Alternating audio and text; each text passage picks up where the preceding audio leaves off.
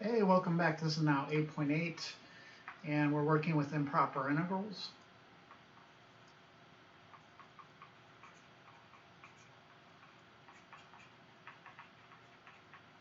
So you probably forgot by now, but way back in the integral section, we noted that we need functions to be continuous in order to take their integral. It's not necessarily true. Turns out you can have a finite number of discontinuities, and you're going to still be able to integrate it in most cases. So that's kind of what we want to investigate today. There's going to be two types of integrals in particular that we'll be looking at. The first type you'll know because there'll be kind of an infinity symbol in one of the limits. So you have something like dx over x. And essentially what you're doing is trying to integrate over an infinite interval. So visually, the picture of this situation, here is our curve 1 over x, which is in our integrand. We're going to kind of set 1 to be right here, and then we're going to integrate to some value b. Okay? So we kind of replace the infinity symbol with a variable and then integrate that, and what it does is it gives us a function of b, which represents that area right there. Then we're going to take the limit as this b value goes to infinity. So we kind of, in a way, push out this b value and take the limit as b goes to infinity of this area formula. Okay, if that area exists, then we call it convergent. Okay, otherwise we call it divergent. So that's the infinite interval. There's actually basically three types. You can go to infinity, you can go to negative infinity in the left direction, or you can go in both directions. And you see that here in the definition in the book on the right. Okay, the other type is the infinite discontinuity type. And to deal with those, we kind of have the same process.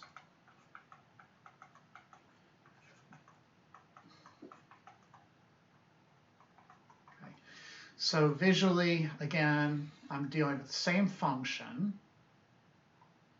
Just the problem is at this, and I got my limits upside down, sorry. I should go from 0 to 1. The problem is at 0, there's a discontinuity there, right? So it looks like there's an infinite amount of area. So we play the same kind of trick. We'll set 1 in stone, and then we'll integrate to find a formula for the area from 1 to some variable b. Okay? That will give us a formula in terms of b, and then we'll just take the limit as b goes to, in this case, 0. Right? So I'll be taking the limit as b goes to 0, and in this case we're going from the right of this a of b formula again. If it exists, then you say it converges. If it doesn't exist, then you're going to say it's divergent. Okay. All right, so let's dive right in and take a look, see how it works. So these will be all first the infinite types.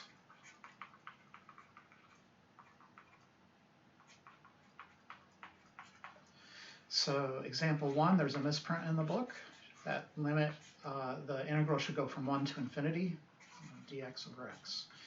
Okay, so what we want to do is replace that upper limit with a variable, and then when we do this integral, it'll give us a variable expression for the area. And then we just take the limit of that expression as b goes to infinity. Okay, okay.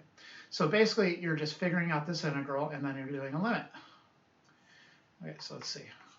Limit as b goes, you have to keep rewriting that. I know it's annoying. The integral of that thing is the ln of the absolute value of x evaluated from 1 to b. Okay. This will be then the limit as b goes to infinity of ln of b minus ln of 1. ln of 1 is just 0, so we could just put 0 there, just put ln b.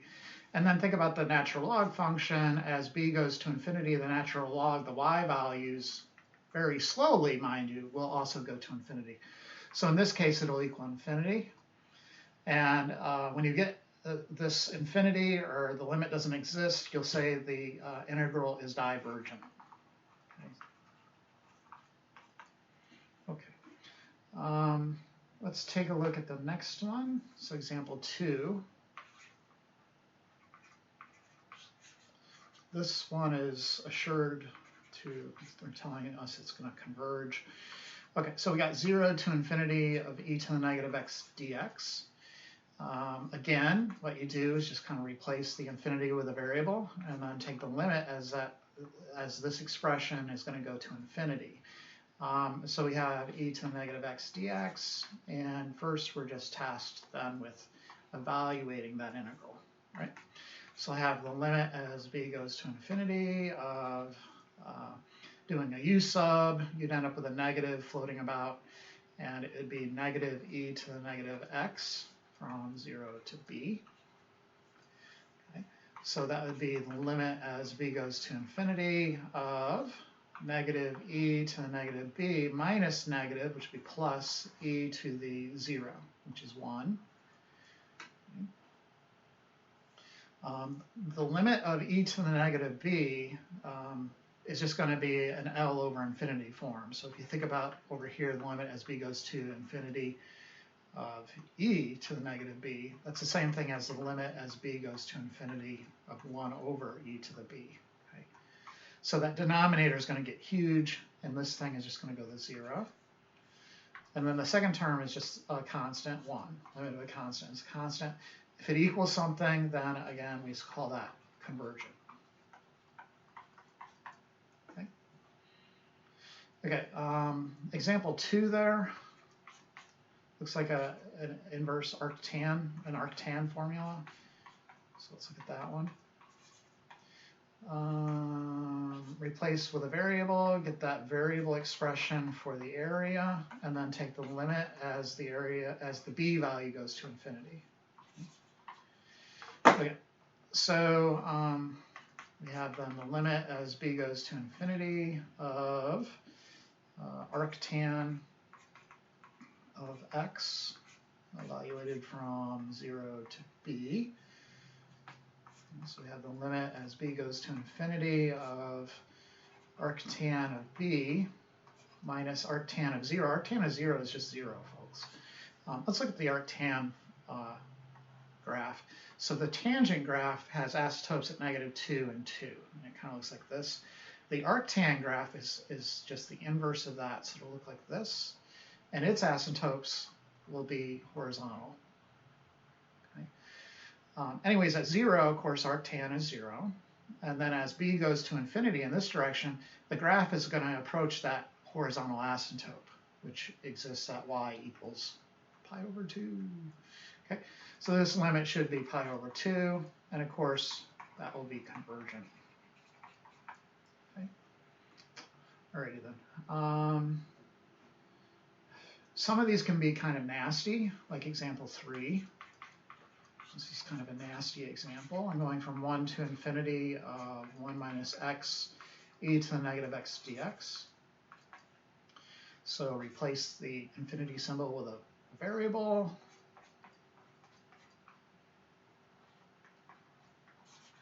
And we're taking the limit of this expression as b goes to infinity.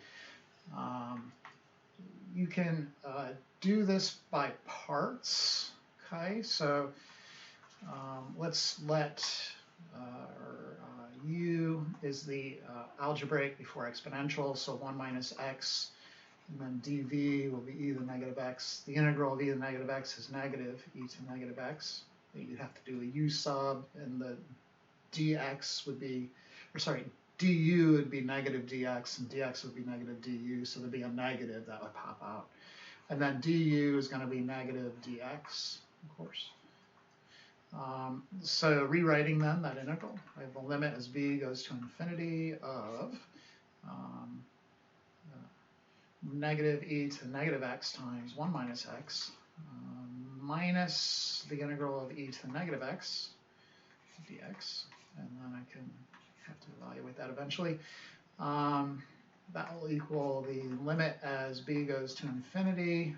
Let's rewrite this stuff. I have a negative e to the negative x plus x e to the negative x. And then when I integrate this term here, it'll be negative e to the negative x. So it'll become plus e to the negative x. Okay. and I have to remind myself to evaluate. Some terms cancel there, so this isn't that bad.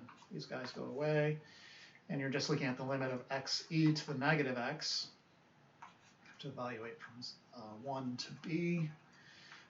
So it's the limit as b goes to infinity of b e to the negative b minus e to the negative 1, apparently.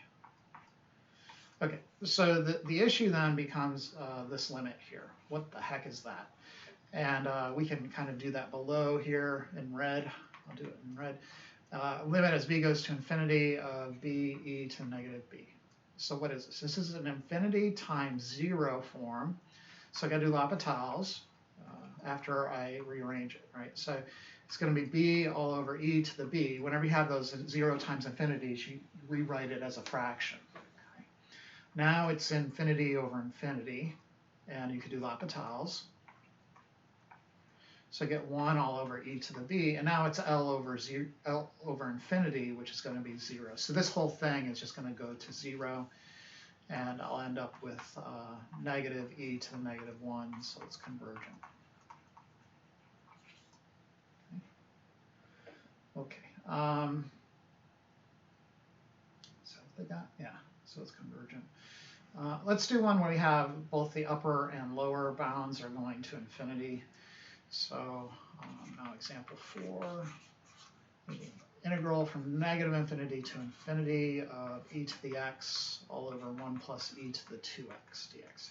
So how do I deal with that? I'm going to split it into two integrals, right? So I have one integral from, and split it in a nice place, like 0. One integral from 0 to infinity of e to the x over 1 plus e to the 2x dx. And then plus the integral from negative infinity to 0 of e to the x over 1 plus e to the 2x dx. And then we need to rewrite them as limits. What I'm going to do is kind of a little bit different what the book does. I'm just going to go ahead and rewrite them like this, and then put the other limit underneath it and add them up like that, okay, if you don't mind. So it's the limit as b goes to infinity on the first one, of the integral from 0 to b of e to the x all over 1 plus e to the 2x dx. The second integral, now b has to go to negative infinity. It's that lower limit that's the troublemaker. All right, so I put a b down there. I have e to the x all over 1 plus e to the 2x. You could use different variables. That's what they did in the book. They used 2 different variables. It just doesn't really matter though. Okay, I got to integrate these guys. You can do a u sub, and you're going to get a nice cancellation. If you let u equal e to the x, then du, of course, is just e to the x dx. So in your integral, if you had e to the x all over 1 plus e to the 2x dx, du is sitting right here, right? So you get the integral of du all over 1 plus e to the x. E to the 2x is e to the x squared. Right, so that's just going to be u squared, and then that's equal to tan inverse of u, and back subbing you get tan inverse of e to the x. Okay, so this first integral will be limit as b goes to infinity of tan inverse of e to the x, and I need to evaluate that from 0 to b. Same deal for the second integral, limit as b goes to then negative infinity tan inverse of e to the x from b to 0. This first integral then, plugging in the limits into the antiderivative, I get tan inverse of e to the b, okay, minus tan inverse of 0. Tan inverse of 0 is just 0, so let's just dispense with that pleasantry. Over here, I get the limit as b goes to infinity of plugging in 0 first. Whoa, wait a second. I could have gotten a lot of trouble for that, right? It's not tan inverse of 0, it's tan inverse of e to the 0. And that would be tan inverse of 1. Whoops, sorry about that. Okay, the other guy then, again, tan inverse of 1. Tan inverse of 1, by the way, is pi over 4. Then minus the antiderivative evaluated at b.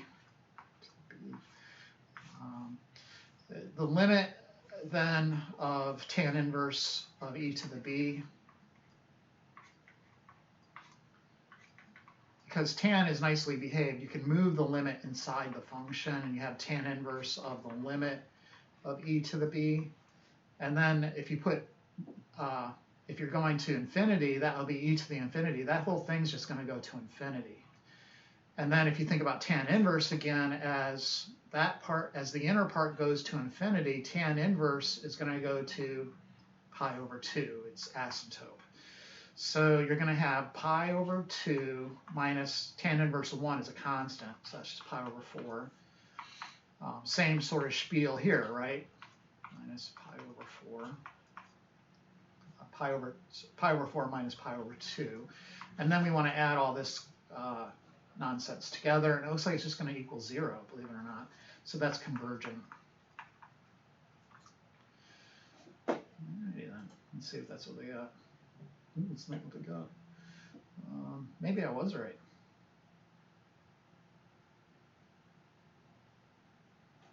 What did I do wrong? Oh, it's negative infinity on the second one. There it is. Making all kinds of mistakes right there. And then this term, if b is going to negative infinity on that exponential, the exponential part will go to 0. So what's going on in the second limit? So that first limit, b was going to infinity, right? The other limit, b is going to negative infinity. So you have tan inverse of e to the b, and then again you could pass the limit into the tan. So you get limit as b goes to negative infinity of e to the b. And then that part's just going to go to 0. That'll be big 0. Tan inverse 0, 0. So this will equal 0, and you'll just get pi over 2.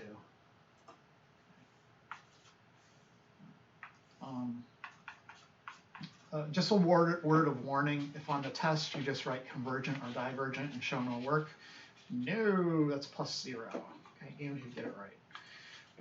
You got to show me the work. Okay, so that's pretty much, there's a little work problem from physics there if you want to try.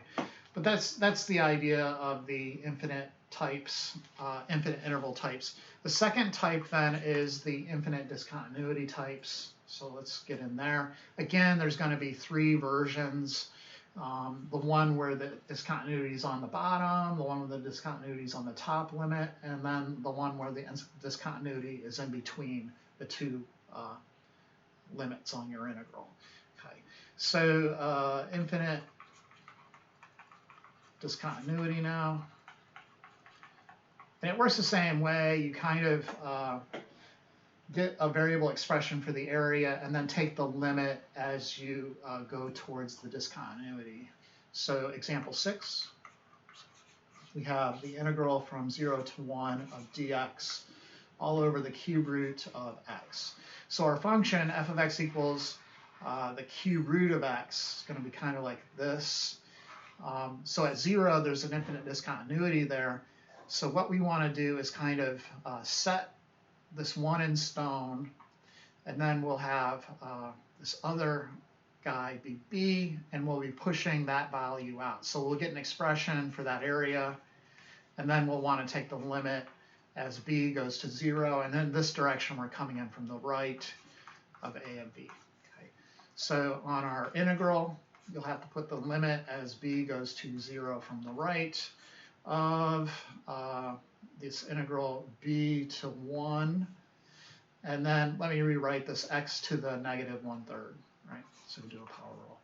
So this would be the limit as b goes to 0 from the right of x to the 3/3 plus negative 1/3 plus 3/3 is 2/3 times 3/2, and I have to evaluate that from d to 1.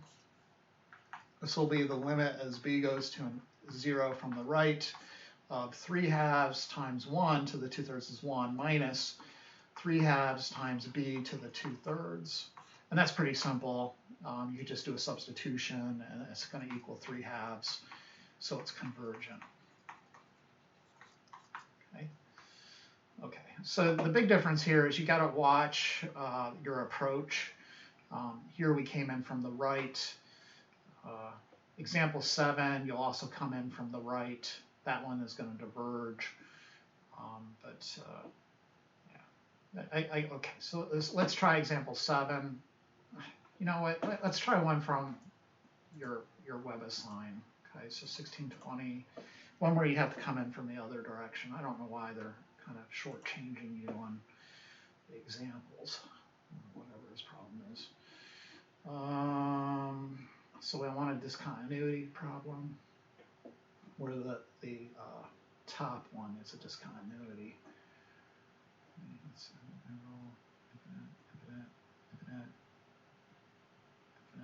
Infinite.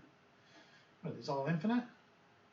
Oh, okay, so this one, this one. Okay, so you got the integral from 0 to 7 of 6 all over the square root of 7 minus x. Okay, don't know exactly what it looks like, but I know there's like going to be a continuity. We'll set 0 in stone, so let's just pretend the function looks like this, and then it shoots up like that at 7. Okay, so I need to kind of set 0 in stone, and then get an expression for this area in terms of b. Okay, and then I'm going to push b towards 7. So I'll be doing the limit as b goes to 7, this time from the left, okay, of this a of b formula. All right, so I change it into a limit, and I'm going from 0 to b now, and I get 6 all over the square root of 7 minus x dx. Okay. I'm going to have to do a u sub on that guy, so u for 7 minus x, you're basically just going to get a negative dx for your, so there's a negative floating around inside the integral. You can factor that negative out along with the 6. You have the integral of 1 over square root of u. Let's rewrite that as u to the negative 1/2 du. Then go ahead and integrate this thing. So negative 6u now to the 1/2 times 2. I have to evaluate it eventually once I do my back subbing. So this will be the limit of, what is it? I guess negative 12 times 7 minus x to the 1/2 from 0 to b as b goes to 7 from the left. Okay, plugging in, you get the limit as b goes to 7 from the left of negative 12 times 7 minus b to the 1/2 minus 7, I guess, to the 1/2. Okay, this guy works out pretty well. You plug in the 7, that first term will just be a 0, so you get negative 12 times 0 minus 7 to the 1/2, so that's going to be 12 times 7 to the 1/2. So it's convergent, and we did 12 times 7 to the 1/2. Okay. All right, let's go back to the book.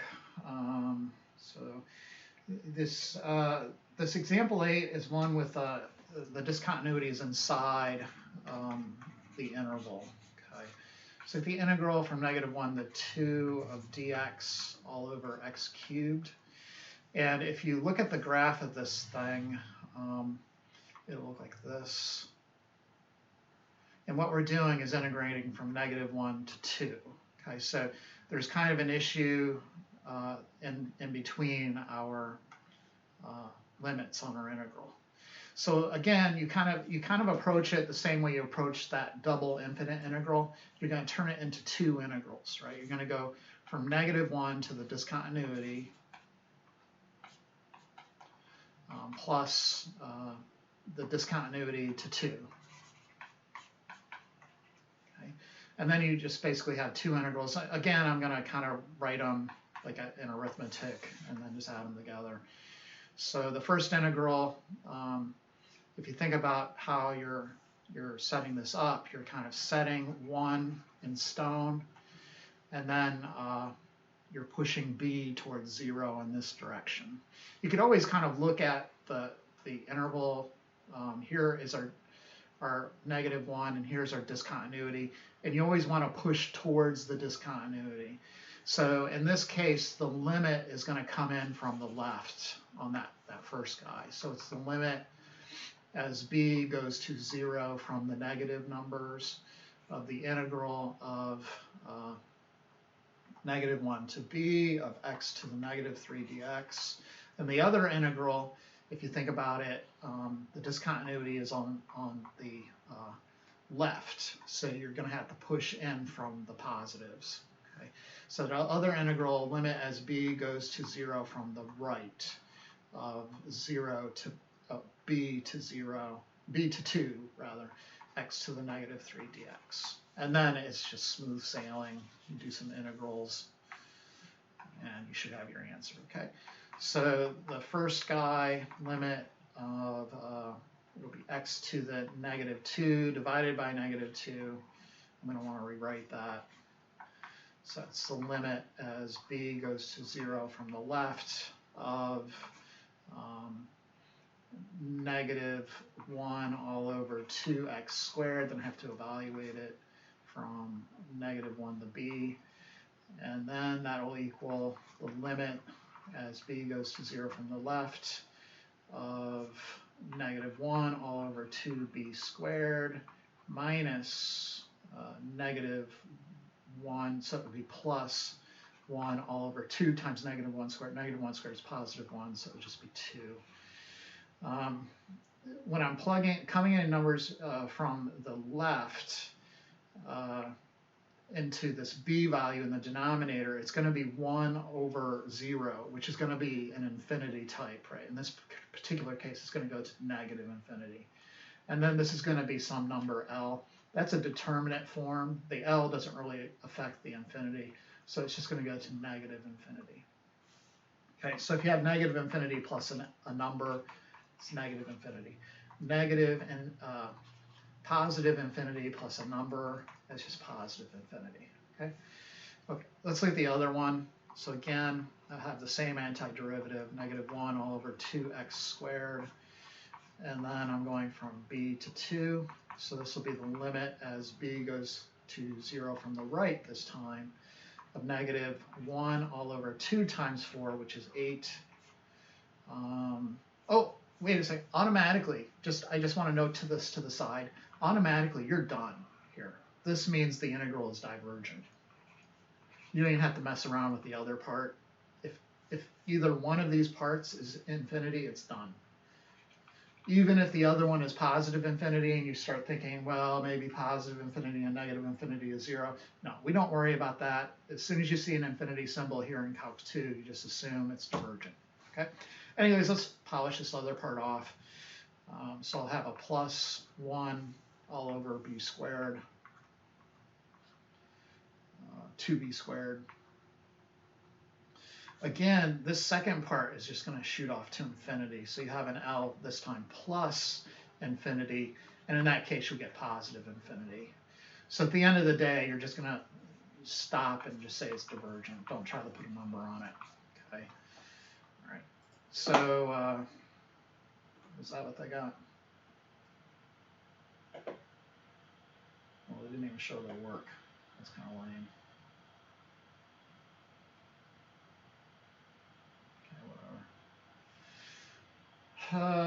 Example 9 is a worst case scenario, and those can happen. So in this case, and I'm not going to go through it all, but I'm just going to, well, actually, let's make this the video quiz, because I haven't done that yet. So example 9, video quiz. We have the two issues compacted together. So I have dx all over the square root of x times x plus 1. And yeah, sure. This is two issues, right? The first issue is you have division by 0. The second issue is that you have an infinity in the top. So again, you're going to split the integral into two integrals. I'm going to go from 0 to something convenient. I'll say 1 of dx all over the square root of x times x plus 1. and then plus the integral from 1 to infinity of dx all over the square root of x times x plus 1. Okay. Again, I'm just going to do the kind of add them up type, so one at a time. The first guy, if you think about its interval from 0 to 1, the discontinuity is at 0, so we're pushing towards, always pushing towards the discontinuity. In other words, this integral will be a limit as b goes to 0 from the positives. Okay. You need to indicate your direction of approach. So I'll have b to 1 of dx all over, and I'm going to do some u subs here on this. So if you let u equal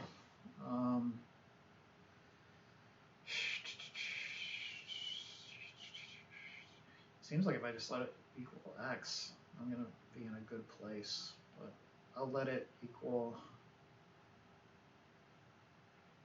square root of x. Okay. So du will be 1 all over 2 square root x dx. In other words, dx will equal 2 square root x du.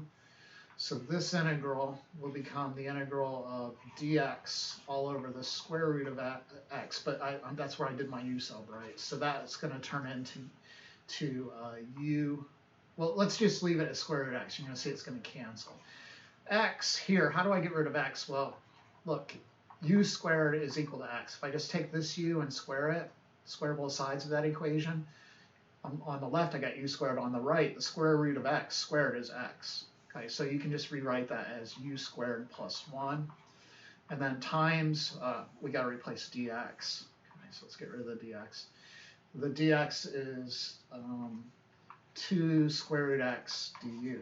So what's going to happen is these cancel, and you get a nice tan inverse integral.